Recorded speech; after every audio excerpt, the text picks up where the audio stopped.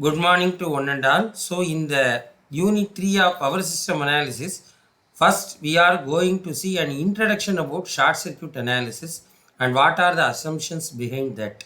So, let us go through the video. Thank you.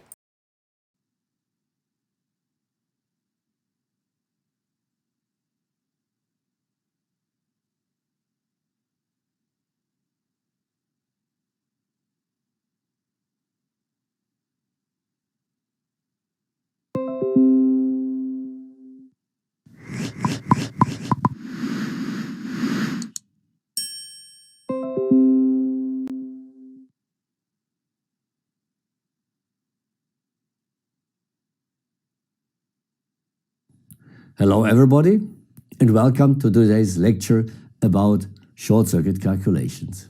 Short circuit calculations belong to the wider area of network structure protection and operations. And now we look into the following grid. The grid is made up of a superlaying grid, two 110 kV parallel lines, two transformers in parallel, again two 20 kV lines, and a medium voltage network which passes on the current through a ring main unit transformer to the low voltage side. We want to calculate two types of fault locations. One is on the 20 kV level and the other one is on the 400 volt level. Let's start with the grid impedance. The grid impedance is given by the following formula. It is U squared divided by the short circuit level, and in this case we obtain a value of 0.10 ohms. So these 0.10 ohms are the result for the grid impedance on the 20 kV voltage level. The line impedances, as we can see here to our right side, are given by the specific line impedance multiplied by the length. And in this case, it is 10.5 ohms for one line and half of that for two lines in parallel. So this is the real impedance for these 110 kV lines, but they must be transferred to the 20 kV side of the transformer, and that is done by the square of the voltage ratio. So on the 20 kV side, these 110 kV voltage lines have an apparent impedance of 0.17 ohms. Next is the transformer impedance.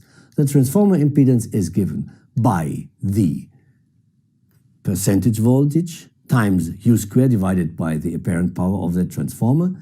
And in this case, we obtain for one transformer 2.4 ohms, and two transformer in parallel is half of that.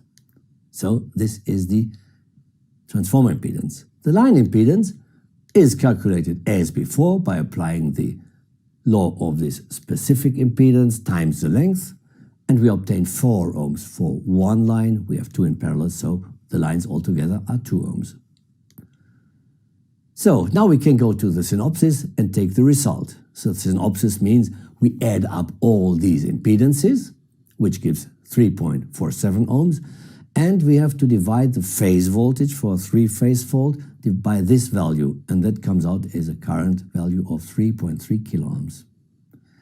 Now the question is, what is this current seen from the high voltage side, 110 kV? And that is given through the transformer by the inverse of the voltage ratio. And the outcome is 605 amps go from the superseding grid into this medium voltage grid fault.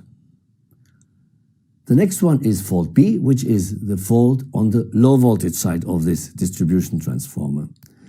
So again, we calculate the impedance of that transformer, which is the product of the percentage impedance times U squared divided by the apparent power of that transformer, and the result is 30 ohms on 20 kV level.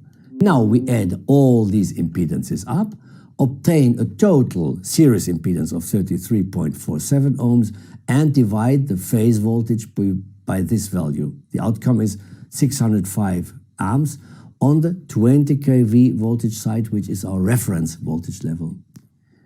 Now the question is, what is the current on the low voltage side? So for the low voltage side, we have to transfer this across the transformer by applying the voltage ratio, and here we obtain a value of 30 kiloamps. So the total result is given in this picture, 605 amps on the high voltage side of this ring main unit transformer, 30 kiloamps at the low voltage side. And that was the chapter about short circuit calculations. Thank you very much.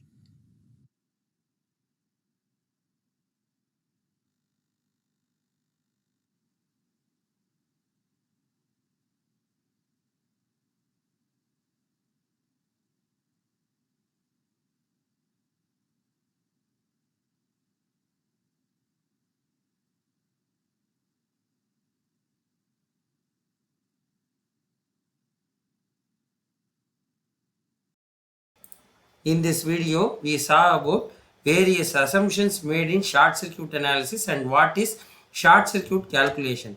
In the next video, what we are going to see is short circuit calculation by Thevenin's theorem and its procedure. So, thank you one and all.